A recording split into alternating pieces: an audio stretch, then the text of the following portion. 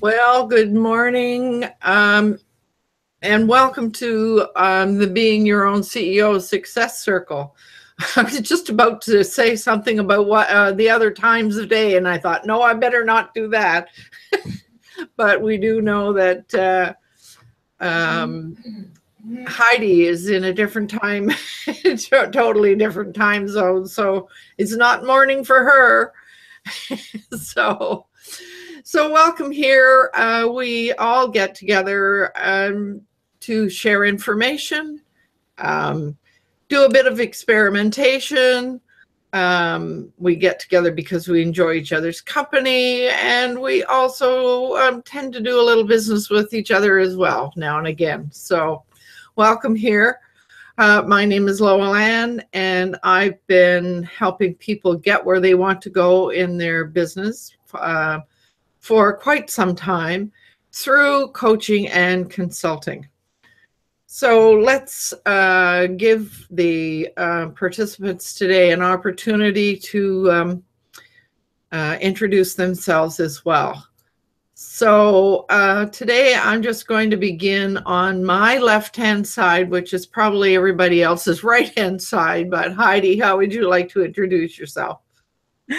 Yeah. I'm Heidi, and I'm in Italy, and as you said, it's evening now, and with the time zone change, which Europe and America doesn't do at the same moment, all the time comes the confusion. But anyway, I'm here, I made it, and my main concern at the moment is live streaming. We do the wisdomfactory.net broadcast and preparing the Integral Conference next year in Budapest by using the experience we have done, because my title will be The Journey into Visibility, out your message into the world. So I'm really grateful because with you, I've learned a lot.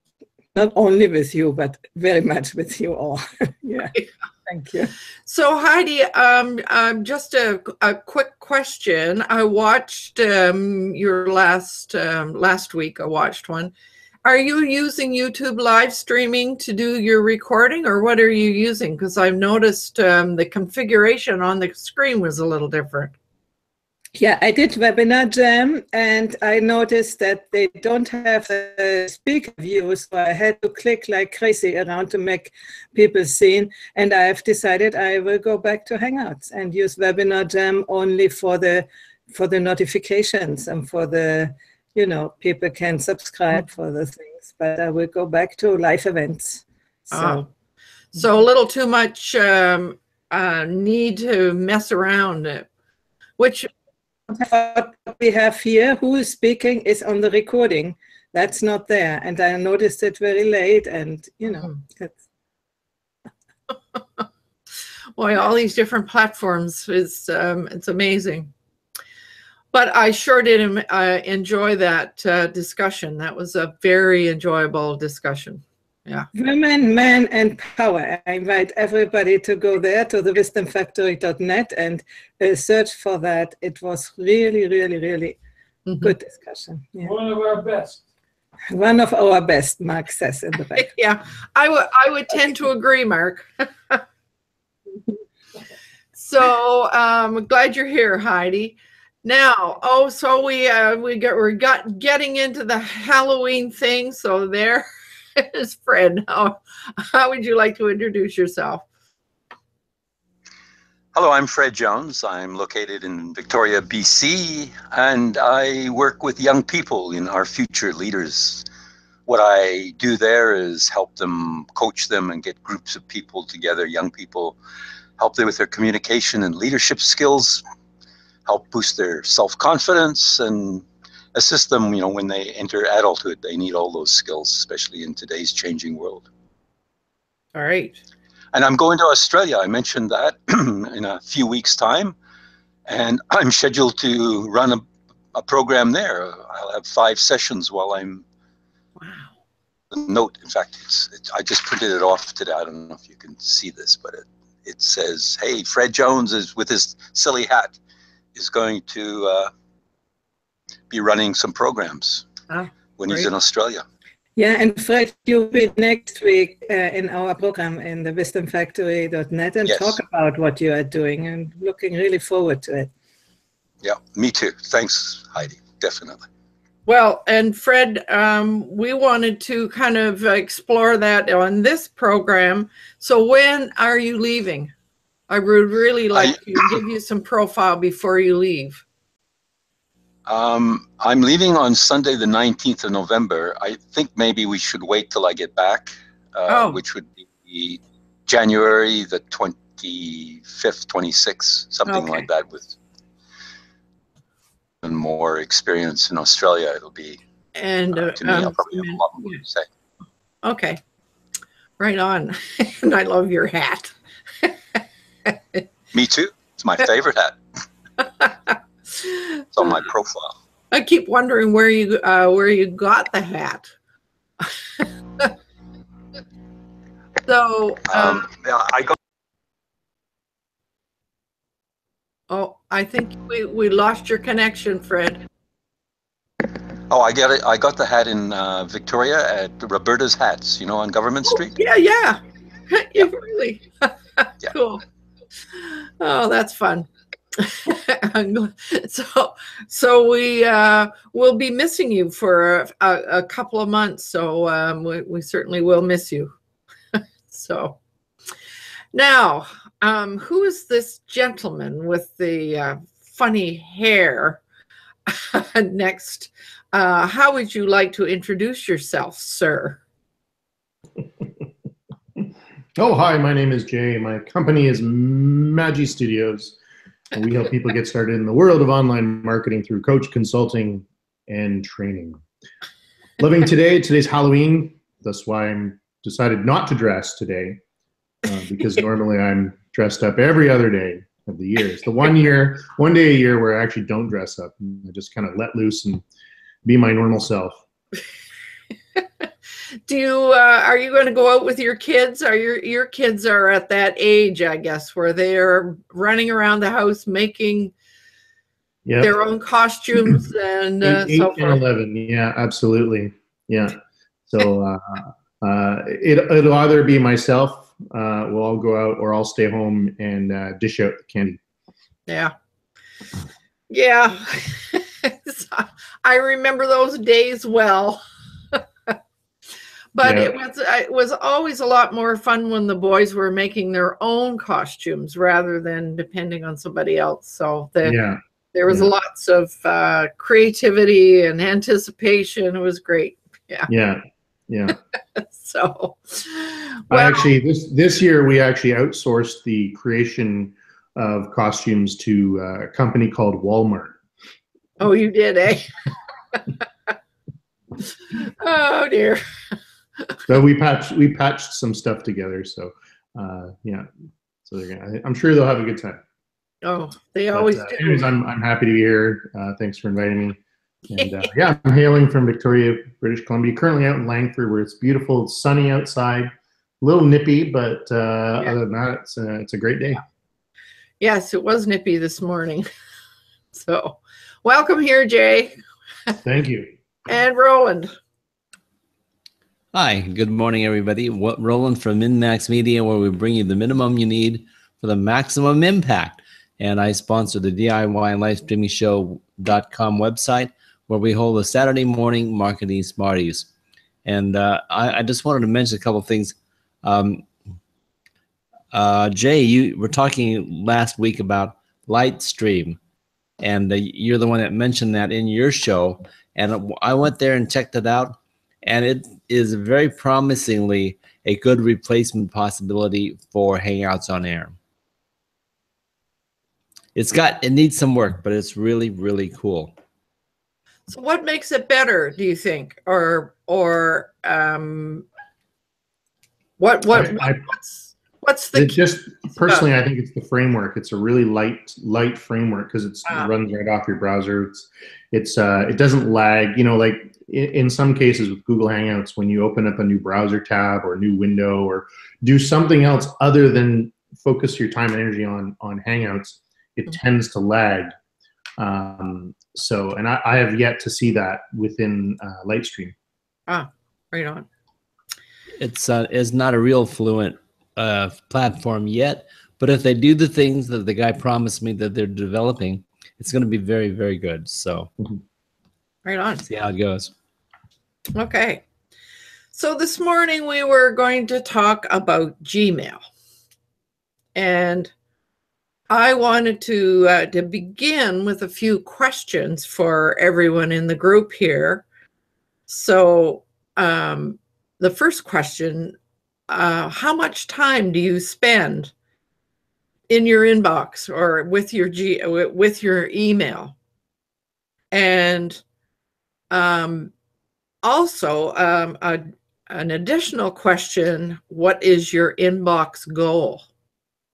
So I can begin by saying I know that I spend way more time in with mail than I would like to, and there are a couple of things that I know I need to do. But I'm wondering about the rest of you. Do you spend a lot of time in your managing email? Anybody? Yeah. So 3 days a week, I spend only 3 times a day. So morning, afternoon, and just before the end of the workday. Right. So 3 days a week I do that. So that way those are the days where I'm most productive. Right. Because I check in the morning, so before the 9 a.m., so around 8:30, and then around noon, and then at 4. Right.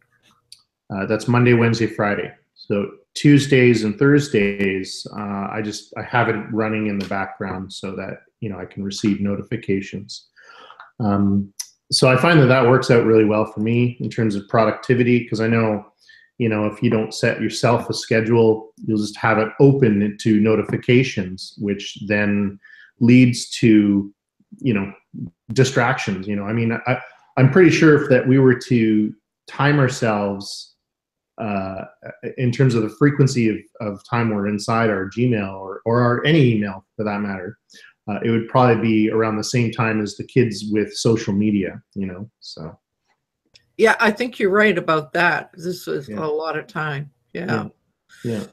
What about you, Roland? I mean, you were saying earlier during our conversation in the green room that you don't need a cell phone very often, so most of your communication must be by email. Well, how much time do you spend in it? I spend 24/7 connected to it. I spend maybe a couple of hours digging into it and reading things and communicating with people, because it's very connective, when you respond to people. So I'm sending a lot of messages, responding to people, and also sending video messages through making a Hangout video or something like that, Loom or something like that, and sending the response to people so that they can see a response that it's not just a text email, but an actual video email. So I'm doing that now, but I use it a lot to be just to keep integrated with people. What I don't do is answer the phone every time it rings or answer an email every time I get a notification. So 3 to 5 times a day, I sit and really dig in and scan and get rid of all the fluff and answer, respond to the people who makes the most sense. So I'm probably only a couple hours away most of the time from people contacting me. But some things, of course, I set them aside for later because I know it's going to be a really, you know, an extended engagement. So some things I say, but at least I've previewed it about 3 to 5 times a day. It's a lot, isn't it? Yeah. Now, what about you? What about you, Fred? Do you spend a lot of time in mail? No, I don't spend a lot of time. I do something similar to what Jay said. I do check in the morning, and then I try and set a block where I don't do it. That's my regular day is I get up early. I might see if there's anything urgent, unless it is urgent. So maybe there's one, often none, because they can wait. And then I work, and I also exercise. I have a routine in the morning. So I set a goal, maybe 2 to 3 hours if I can get that block in the morning, and then I exercise, and then I start after that, and that is in the afternoon, and I'll see if there's anything of importance. It can normally wait. There's hardly anything that cannot wait. And then I do what I often go to a meeting or something in the afternoon, and then I come in the evening and I just clear everything, just click, and say, okay, because I know there's a lot of marketing stuff, and I want to see the marketing because I use Gmail to see what people are up to, all sorts of nonsense. But I want to see what the trends are, and so all of that, I might get 100 to 200 emails a day. Yeah. But I recognize who they're from, and I just leave them, and I just click, and say, okay, this is what they're up to now. This is what they're marketing. There are webinars there. Oh, it's unbelievable what people are doing. So I use it as a tool just to see what marketing, what do you want to call it? I guess noise is. There's an enormous amount of noise, and I want to watch what they're up to. Minutia. But I really don't spend a lot of time answering emails. What was the word, Jay? I think you have a better word than I. Minutia. That's it. Thank you. But I do not spend a lot of time answering and responding. There's probably a few emails a day that I will respond to at this point in time, anyway. Right on. So Heidi, but I do what control about you? it, because otherwise it can distract you. Oh yeah. Yeah, I spend a considerable time on emails too. Normally, first in the morning I go through, but a day when I cannot in the morning, they have to wait. I mean, I'm not obsessed with it. I also, when they pop up, hardly ever I click on them, because only when I'm waiting for something, but otherwise I don't click on them. I normally go through many things, but also I think, they are doing this, and it's nice to keep them in the loop, because I know otherwise I would forget. And then I answer to the ones which are all more urgent or short. And the others I click on my desktop, and then I have a bunch of emails. And during the day, when I feel a little bit stressed out with other things I do, and I need to do something else, then I go over and do that, and even recheck the emails when I need a little bit of an interval of other things. So maybe 4 or 5 times a day. And I keep then my junk box always empty, not my inbox. My inbox keeps all the things, and which then I mark for important or not so important. And right. So I'll tell you how I check my email. I first thing in the morning, when my phone is my alarm clock. So when I get up to turn off the alarm, then my phone shows any new emails that come in. So I can see a very quick, short, probably the subject line. So I can see whether there's anything that I need or want to follow up on. So that's when I check mine, but I don't do anything with them. I just look to see what's there, so that I know if I really need to do something more. So So I find the phone is really good for that because it's very brief and very quick. It just shows up on the screen. So I wanted to mention that I did watch Steve Dotto and Mike Vardy, a local guy, both local guys here. They did a session this week called something like Escaping Email Hell. Escaping Email Hell, yeah. So one of the things that I found really interesting about Vardy's approach was he talked about your email intention. He talked about receiving, storage, and service as three different intentions that you might have with your mail, which I thought was kind of interesting. He had some opinions about all three of those and the value of them, et cetera, et cetera. But he and Dotto actually also had quite a lot of discussion around a phrase that Vardy made some time ago: don't check your email first thing in the morning, and do the important things first, I guess was what he was trying to say.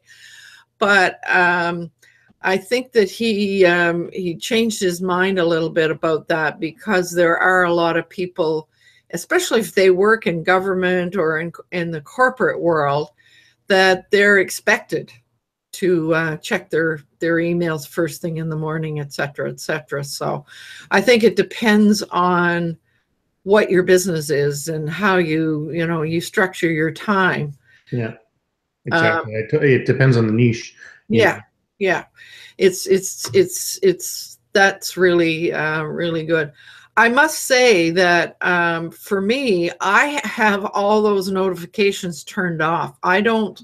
If I'm doing something, I don't get a notification of the emails. I don't want them there. I have the box open all the time if I've got a minute and I want to go and do something, but I keep all those intrusive notifications off. I think how do you keep your mind on something if you're working on something and that's flapping at you all the time? So I use a mail program. My mail client is something called Shift. It's actually developed by a company here in Victoria, British Columbia, called Red Brick Studios. And what Shift does, it's specifically for Gmail, and it allows you to seamlessly swap from Gmail account to Gmail account in a tabbed type of way on the left-hand side, so that you can, if you have a G Suite email and then you have a personal Gmail, and then so you can easily swap, whether it be through a chat system or through just email or your calendar or your Drive. And it has a feature called Focus, so you just turn on that focus and then you won't receive any notifications pop up while you're working. It's a fantastic app. That sounds like it's really suited to the work that you do with so many different clients. Yeah, I have a different way of doing it, but it is important to be able to move back and forth. That's for sure. And I have to say, I learned how to do it from Vivek. So, but I wanted to. The other question I had, my thought was that we would talk about Gmail, and one of the comments that Vivek left in early on in the VCP page was, I think, kind of an interesting thing. I'm just looking to see whether I've got it saved. So let me see if I can do a screen share. I'm not sure if I can or not.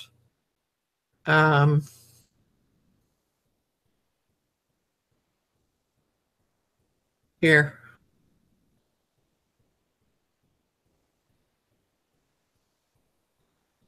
That's not going to work, is it? I'm not very good at doing this, so maybe what I need to do is just read it to you. He said he had a client a long time ago who really didn't want to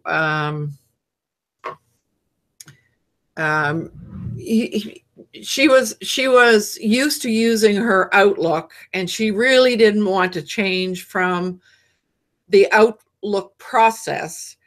And so what she did was she moved, I think she created it in such a way that the Gmail got sent to her Outlook. And his comment was that if you do that, you miss out on all kinds of possible benefits that you get from actually using Gmail. And I resonated with that, because I remember, it's quite a few years ago now, but I remember I used Outlook extensively. I knew how to use it, and I was very efficient at it, etc. And making the transition over to Gmail, and I remember how uncomfortable that was. And I remembered also that it required a different way of thinking. The Gmail really required it's a different approach altogether, and that's probably what was so uncomfortable about it. But also it made me remember and recognize that once you get efficient at using sometimes it doesn't feel as though it's productive to go and dive into a whole new way of doing things, rather than just, find workarounds. So I think that that's something that happens to a lot of people. But what I remember about the different way of thinking between Outlook and Gmail, Outlook depends on you organizing all your stuff into folders. And if you wanted to, if you did want to be able to keep your inbox empty, you read things, and if you thought you wanted to find them again, you put them into a folder. And so you had masses of folders that you managed. Whereas when you go over to Gmail, you can have folders, but it doesn't make sense to have a whole lot of folders. And you have to remember what Google does best, and it's their search capability.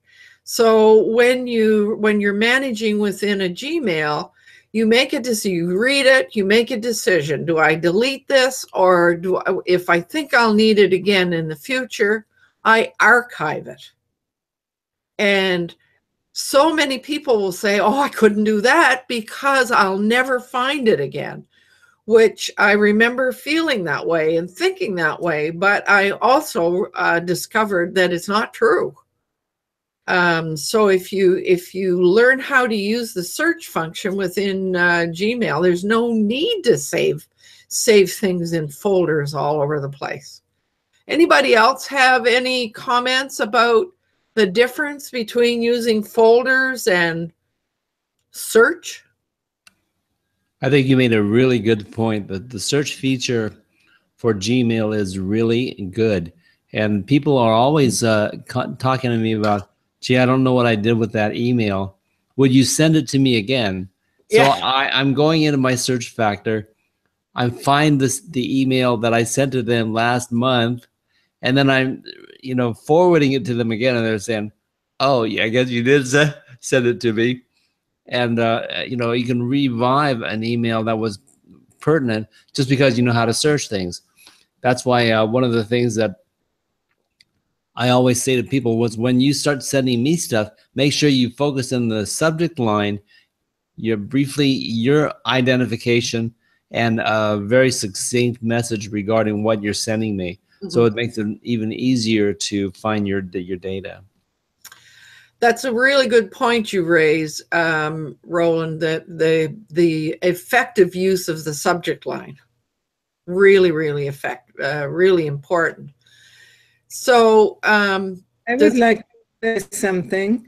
I have Gmail, but I have also other mail programs, and I redirect them all to Mac, to my Mac mail, because what I don't like with Gmail, that you can read them only when you are online.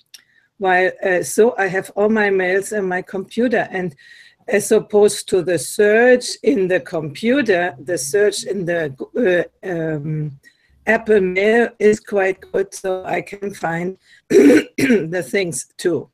The computer has become a disaster. The new versions search is, it was good, but not the new. I mean, I have the computer a year now, a year and a half. It's really bad, but the mail is good. So I'm sorry, I missed a little bit of what you said. So you're saying the search in online is not as good as it once was? The search in the computer, in the Mac computer, new versions of Mac computers is a catastrophe. Oh, I see. But the search in the mail program on Mac is still quite good. And I normally find the same things as Roland says.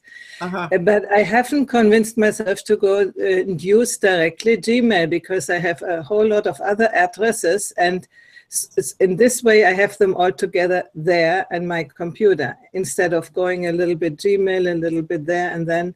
So I would like to know what the advantage is if you have several email addresses. Why would you go and keep everything in Gmail? Well, I can tell you a couple of things. If you have several addresses, you can have them all forwarded into your Gmail. And one of the really good features is that if you received an email for one address and it comes into your Gmail inbox, when you choose to answer it, it will send it back to that person, the answer back to that person, using the same address.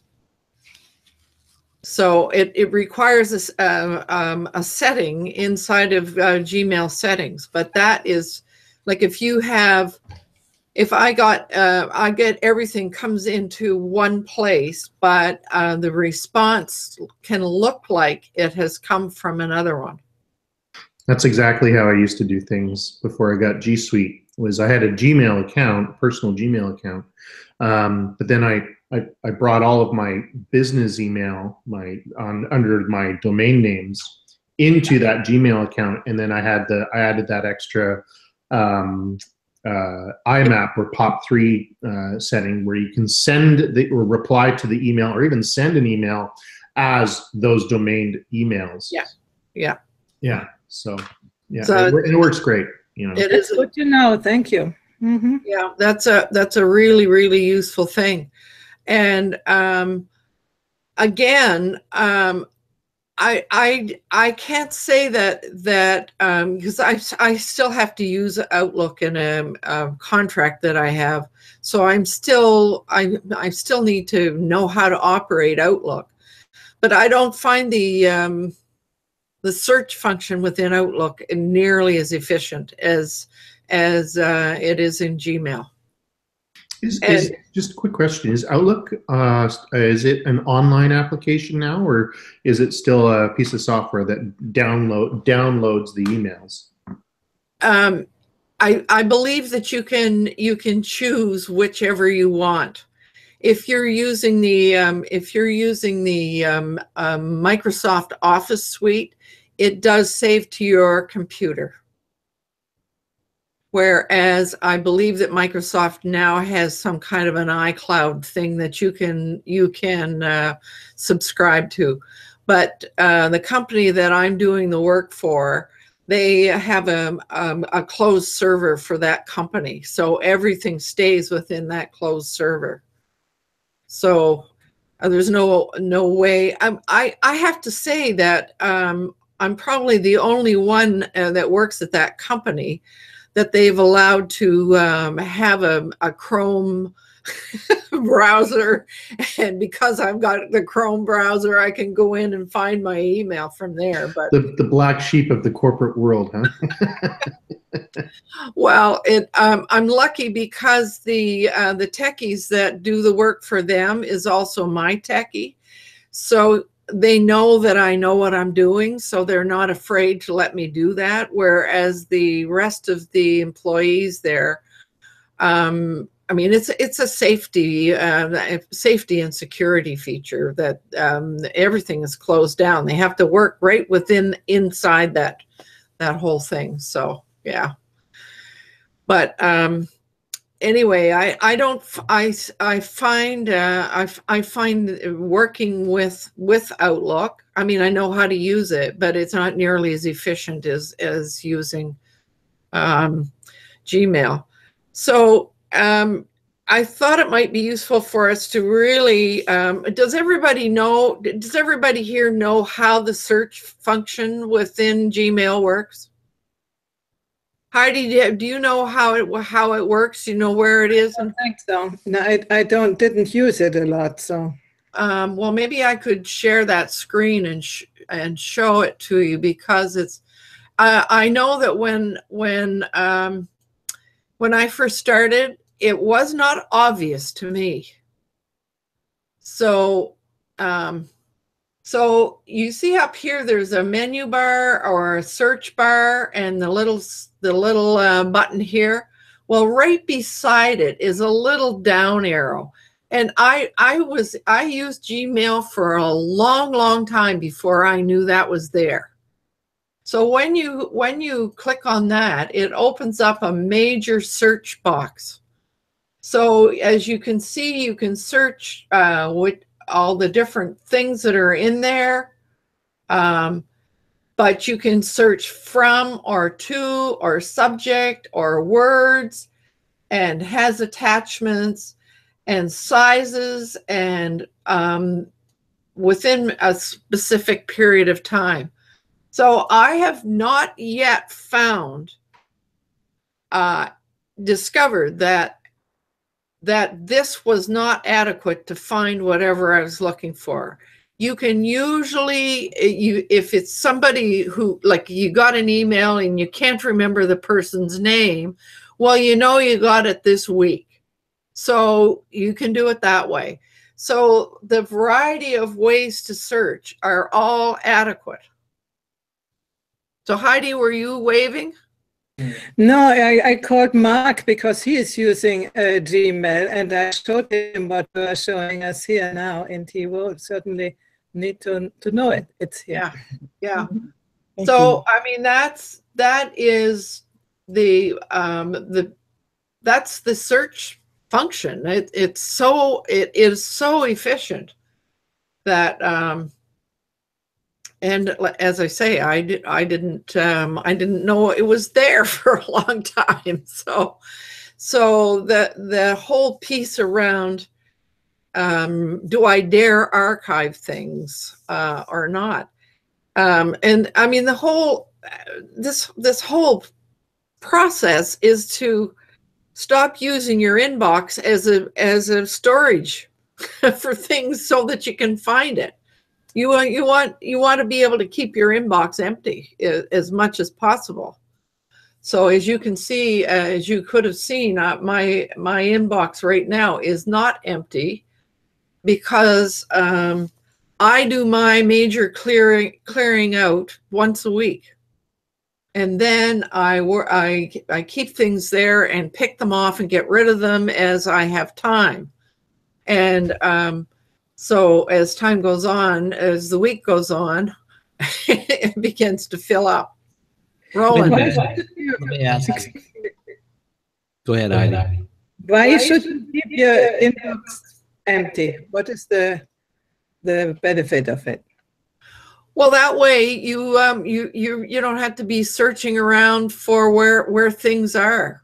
So and the more, for me, the more junk that's in there, the more distracting it is. It's harder to keep your focus. Okay, but when I click away the junk and leave only the things which in some way I relate to, isn't it the same if they are in the inbox or in any other folder? Well, and of course in Gmail, the other thing is you've got tabs so that you can already organize the things that are important to you. So did you notice? Maybe I better show you again here. Screen share. He's doing it, so he knows. I can ask him. So you see across here, it says primary, social, and promotions. And so I was going to show you that if something lands in your primary or your personal and you don't want it there, what you can do is this one here, for example, I left it here because I wanted to show you how to do it. You just click on that and right click and you can move it to one of the other folders. So that one I want to come into my social. For once you do that, then Gmail remembers and puts it in that under that tab after that. So that everything that's come in here, here's another one. This one I have moved a gazillion times and it keeps coming in and I haven't been able to figure out why. Social Media Examiner. it keeps moving around. I believe it has to do with your account with Social Media Examiner. Maybe, yeah.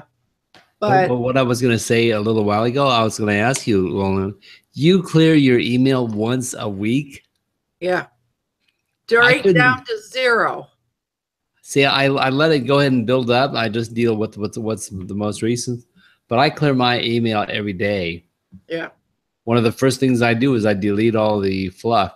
Or sometimes I read the fluff. But for the most part, I delete, Anyway, it used to be upwards of a couple hundred a day. But now it's more like 50, 60. Well, but I mean, if I look at promotions right now, there are 182 in there. I'm not going to waste a lot of time today because I have other things to do. But at some point, I'll go in there and I'll do a scan and see if there's anything that I want, and then select all, delete, period. So I have a tendency to leave the promotions and the social stuff until I've got time to go in and kind of look at it. But I spend way more time in the primary one because that's where the important things are coming in. So that's Heidi, you were asking about the advantages of Gmail. That's another one that I find is that the Gmail will do that kind of sorting for you. Thank you. Yeah. So, do you want to see how I organize mine? I would love to see how you organize yours. Okay. Okay, so this is the program that I was mentioning, Shift. So as you can see on the left-hand side, I have 3 different Google accounts that are currently in here. So this is my G Suite one. And what I do is with clients, I apply labels. So that way I know, and I color them. So I know immediately who this is. Mm-hmm. And then on the left-hand side, you can see that I organize them in a way so that I recognize them. Yes. So I can see, so now I'm in this particular folder so that I could see that only this particular client's emails are showing up. Yeah. So it works out really well. And that's the one thing that I really like using is the filters where I can see who it is and then I can address that. Yeah. And the cool thing about it is I can then, on the top right, I can use the calendar. And then in the calendar, actually I've got it all turned off right now. So this is my G Suite calendar. Mm-hmm. But if I switch over to my other Gmail, so this is my personal Gmail, I can go to that calendar, that particular calendar right there. So the calendar is connected to this program Shift? Yeah, Shift is really just a skin that goes over top of your, basically of your Google account, right?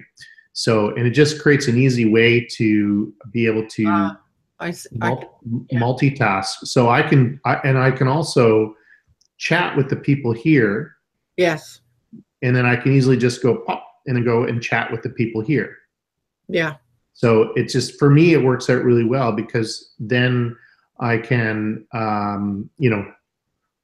chat with who I want to chat with and keep things organized. It works out really well. And I've tried using Google's inbox, but I found that I'm a linear guy, and I need that as it comes in, and I don't want someone else to determine what is important and what isn't important and whatnot. So that's how I work, and it works really well for me. So, but I really love that mail client shift. Works out really, really well. That's, as I say, I have a slightly different way to do that, and that's using a different tab within Chrome. Yeah, exactly. And I do that. I've tried that as well, but I found that this was way more efficient for me. Yeah. Well, you have a lot more, a lot more email accounts to keep track of, though. Yes. Yeah. Yeah. So, that's another advantage that I like about Gmail as well, is you've got your Hangout conversations. You can have them right there. Mm-hmm. But I didn't see where you went to get the calendar. I couldn't figure out how you had that linked to your. It's within the application. It's on the top right-hand side. It has 3 tabs: Mail, Calendar, and then Drive. So I can swap from. I see. Right on. Yeah. So accounts are on the left, and then within each account, each particular area is on the top right-hand side. Yeah. Now, I do use a few folders for certain things that I know I'm going to need to find immediately, or some things that I know I want to keep grouped together for a short period of time. And an example might be, what's the one I'm using right now?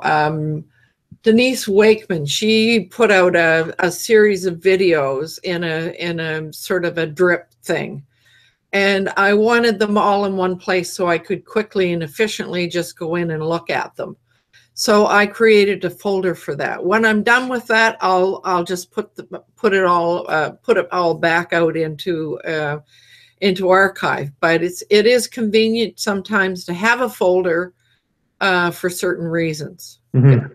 Mm-hmm. So you can do both with Gmail, but the more folders you have, the more junk you've got on your desktop that you may not necessarily want. Mm-hmm. So, and there are ways to color code things. And there are also ways to add a star if it's something that you know you're going to need to find. Like an example of that might be my choir newsletter comes in once a week. And in one of those newsletters comes a link to everybody, all the current members and their contact information. So I always archive that newsletter, but I star that one so that when I go looking for that contact information, I can find it immediately. So, and then there's another button that you can click on that if it's really important to you, and that signals Gmail to make sure that it comes into the right place. So there are all kinds of ways and filters. That's another piece that I found very valuable, because the choir newsletter, for example, comes in and it wants, I don't know whether it's whoever is generating the newsletter. So there's something wrong with the way he does that. And it was always dropping into my spam folder. So in order to prevent that from going to spam, I had to put a filter in. So I had to go and put a filter and tell Gmail when that email comes in from that person, put it in my email box, and it will do that. So you've got all kinds of little tools in there, some of them more complex than others, that allow you to have what you want. Yeah, and creating those filters are really easy to make. Plus, it also will include any kind of previous email communications that you've used. So it says, you know, there's a checkbox that says, please include all of these other conversations. Yeah. Which is great, you know. So we've got, I just had a couple more things that I thought would be really interesting. There are some extra apps, I suppose, Gmail apps that you can get. One that I use is called Boomerang. And I find that it's really, really useful. And I just got a message from Boomerang, which I thought I would read it to you, because you might find it useful. So it says, we wanted to let you know that your free message credits for Boomerang will be refilled tomorrow. Each month, you can schedule up to 10 messages to be sent back to your inbox or tracked for a response for free. Did you know that Boomerang provides functionality to let you write a message now and have it be sent at a later time? You can use it for things like sending to a friend an email on her birthday, or you can use it for business purposes. Now, let's talk about what that means. I've heard lots of people say, especially in the corporate world, some people actually work on their emails at night outside of work hours. And you may not want your customers, your clients, to believe that they can send you something in the wee hours of the night and expect to get a response from you. So the way to handle that, even though you might be working at that time of the night, sometimes we do work at weird hours, depending on what we're doing, you can tell Boomerang when, what day and what time you want it sent. And the other way that I've made use of it, here is something I know I need to take care of. I don't have time to do it right this minute, and I don't want it cluttering up my world, so I'll just tell it to send it back to my email inbox at a certain time or a certain day. So I find that is really useful. Now, Boomerang does have a premium, which I don't know what it is, because I don't need to use premium, because 10 messages is enough for me. So, but I find it very, very useful, and it pops right up. There's a little band that pops up right when you open to do a new email message. There's a band right there that allows you to use all the pieces in Boomerang that you want to use. So that is very handy. The other piece that I really like is another app called WiseStamp, and it allows you to send, and I'm going to show you this so you can see it. This is the new message that popped up. Oh, oops. I goofed that one up. So here's the message, and WiseStamp allows you to have a really nice looking signature. And if you look down here with the WiseStamp, I can I can decide to have no signature, or I can have just a personal one. Quite often, if you're sending a business email, you want more detail there, or you may just want something very minimal. So you can choose that. So so here is this Boomerang piece that goes at the bottom. And you can even get some information about how many responses you get to, how many emails, et cetera, et cetera. So those are a couple of... Is Boomerang a Chrome extension? Like, yes, I think it is. I have it up in my yeah, it is. The other app in Chrome that I really wanted to mention to everybody is the one that's called Send This Link to Gmail. I don't know if you can see that. Can you see above the, no, I guess. Yeah, yeah, we can see all the little buttons, yeah. little icons. Yeah. So if you're, if I'm cruising around using the browser and I find something that I would like to send to a friend, it's really easy to use that extension to send it to a friend. It opens an email and allows you to do that. So, so those are a few things. Anybody else, Roland or Fred, any other little tricks and things that you might like to share with anybody? No, but I do appreciate what you've been discussing today. And it brings to mind that I basically run my business in Gmail. It's one of the two main communication devices, the other being social media, of course, and social media including Gmail connections and Facebook. But the Gmail, I mean, Google Chat and Google Messenger and Facebook Messenger, I do a lot of that in casual communication, but Gmail, I organize all my critical business stuff. And it's been very reliable for me. Mm-hmm. Maybe it means I don't have enough business, but it's good. It's sufficient. Yeah, I too, I would say the same thing. I run my business out of Gmail and Hangouts, the Hangout Messenger, texting, etc. And the other thing that is useful to know is like the integration between your messages and your contacts. There's a way when you receive a new email from somebody, you can select save this person in my contacts.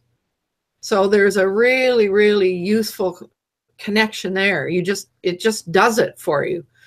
And then your contacts, they are part of your Gmail program.